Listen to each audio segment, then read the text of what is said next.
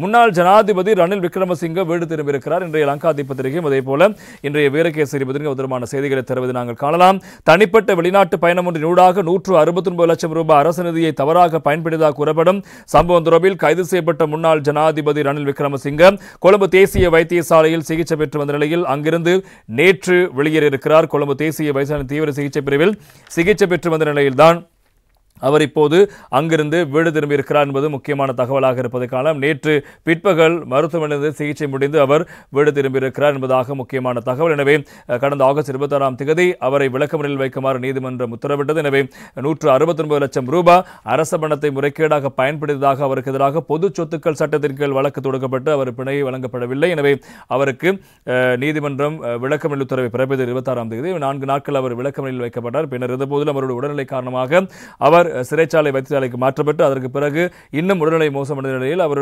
தேசிய வைத்தியசாலைக்கு மாற்றப்பட்டு தீவிர சிகிச்சை பிரிவில் சிகிச்சை அளிக்கப்பட்ட நிலையில் தான் அவருக்கு பிணையும் வழங்கப்பட்டது. அந்த காரணத்தை மேற்கோள் காட்டி இப்போது அவர் வீடு திரும்பியிருக்கிறார் என்பதும் இங்கே முக்கியமான செய்தியாக இருப்பதை காணலாம்.